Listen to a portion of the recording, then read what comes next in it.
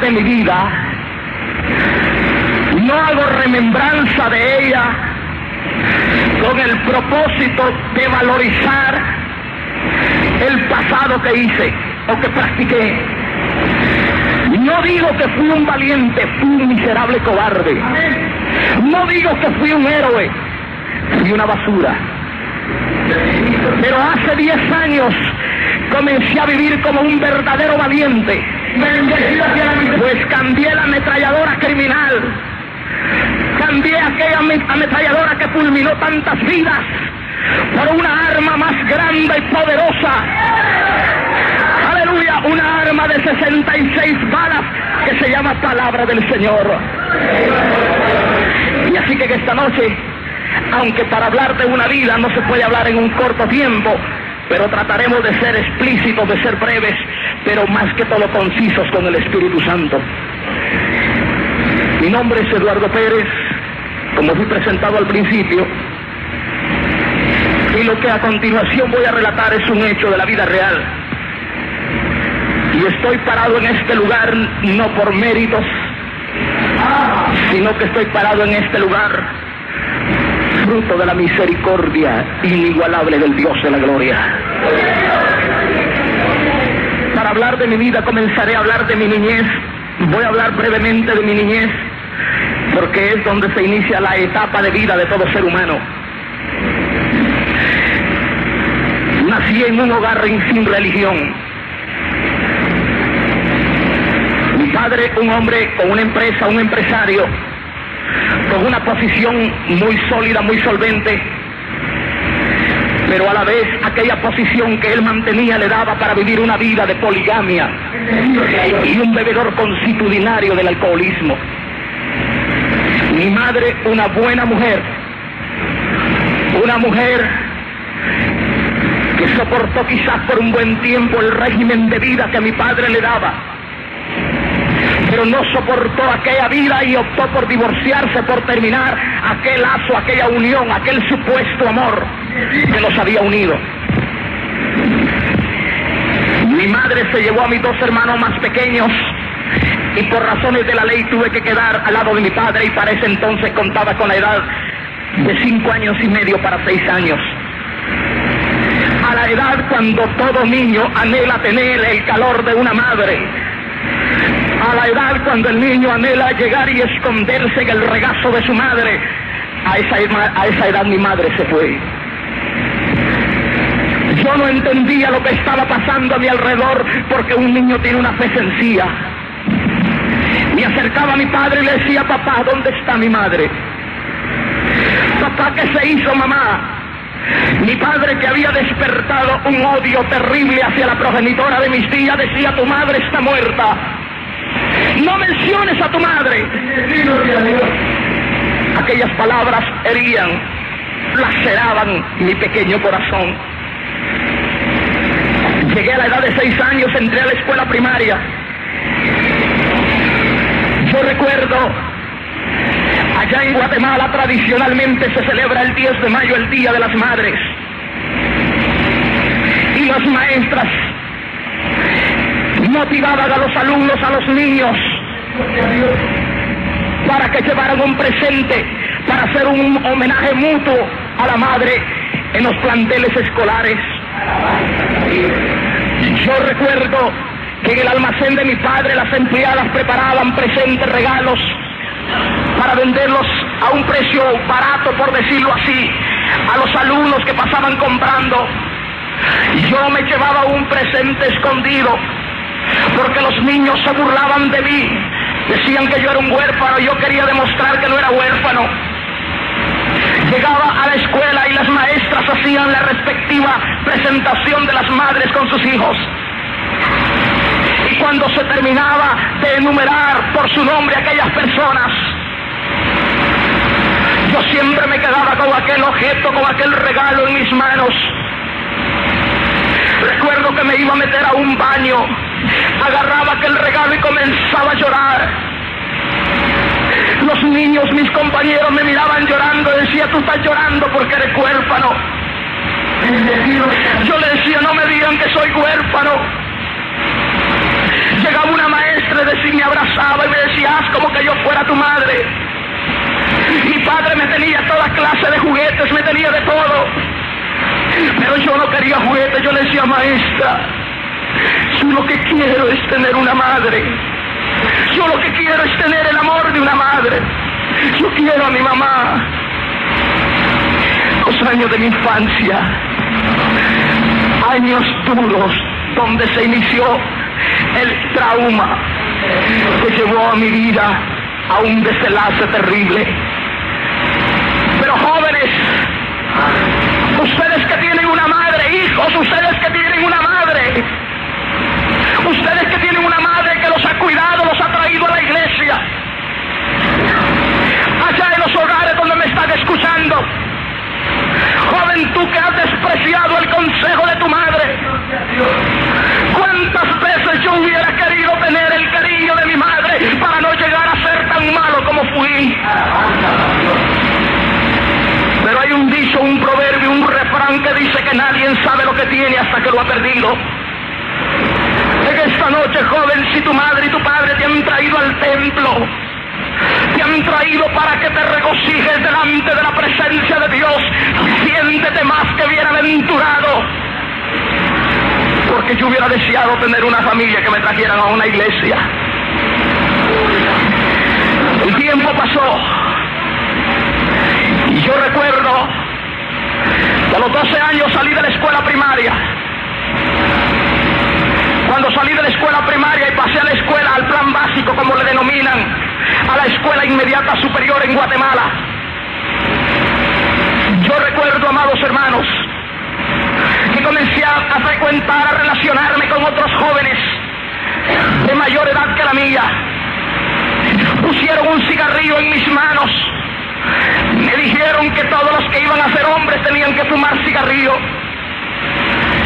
y yo fumé aquel cigarrillo, porque el proceso más difícil que hay para todo ser humano es el proceso de la pubertad, cuando se desarrollan los instintos futuros del futuro hombre o de la futura mujer.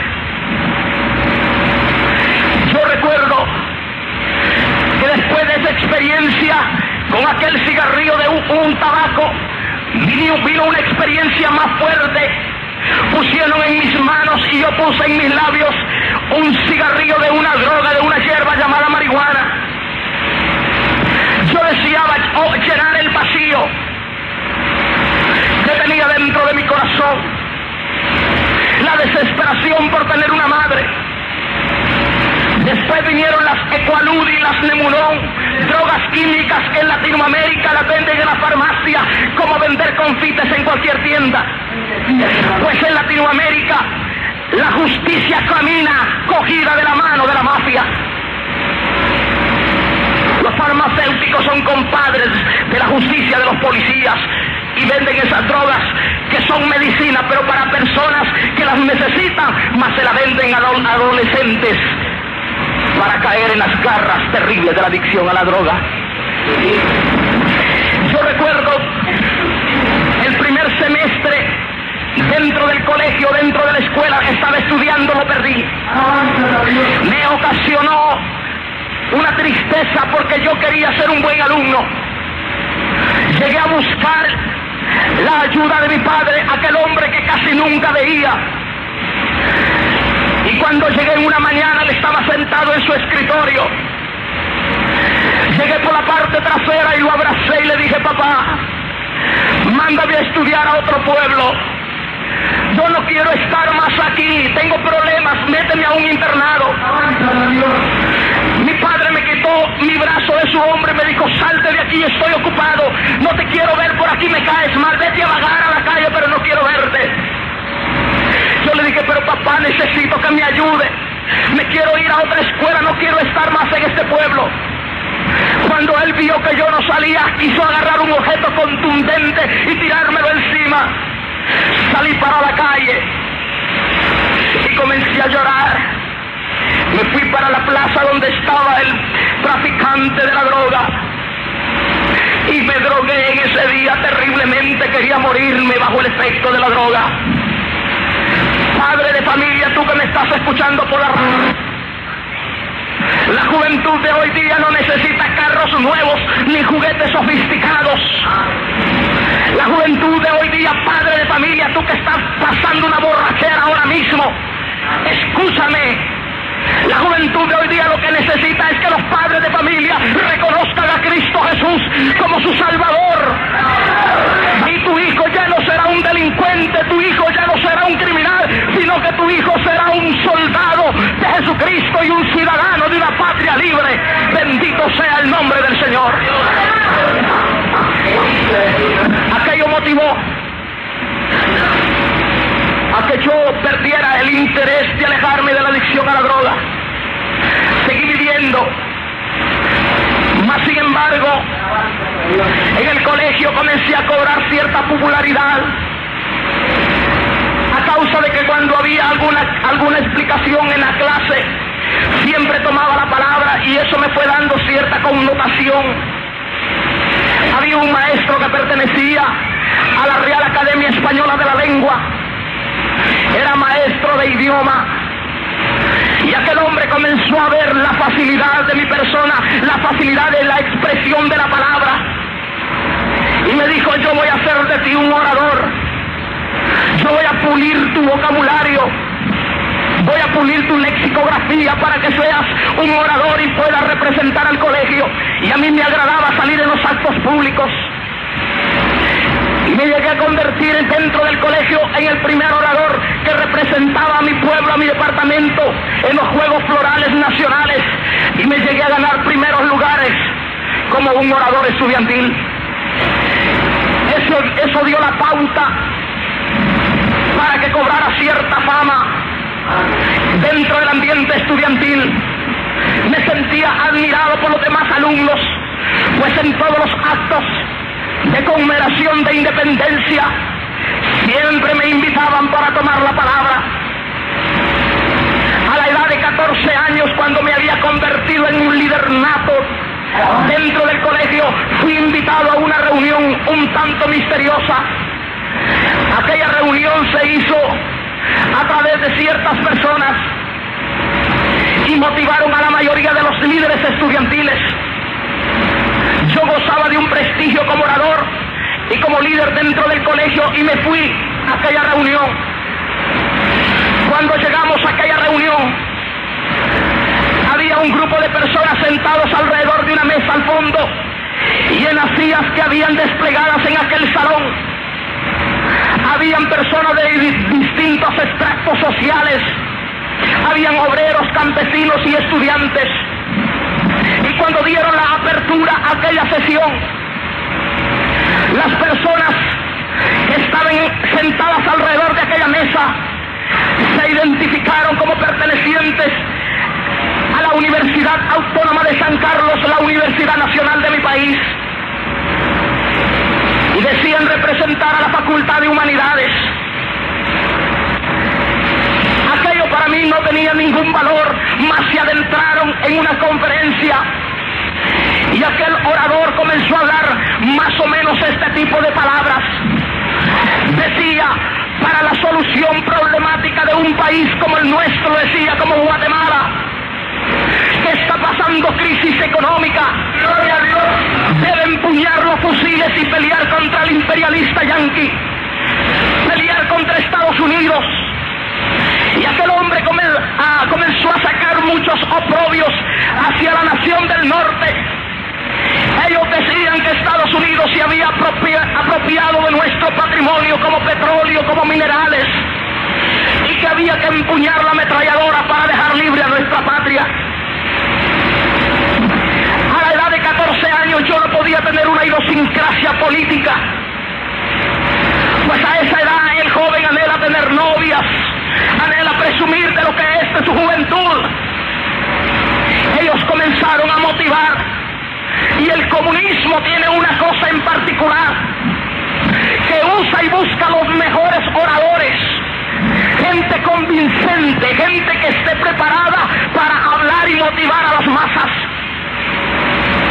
La pieza de oratoria que aquel hombre disertaba motivó a todos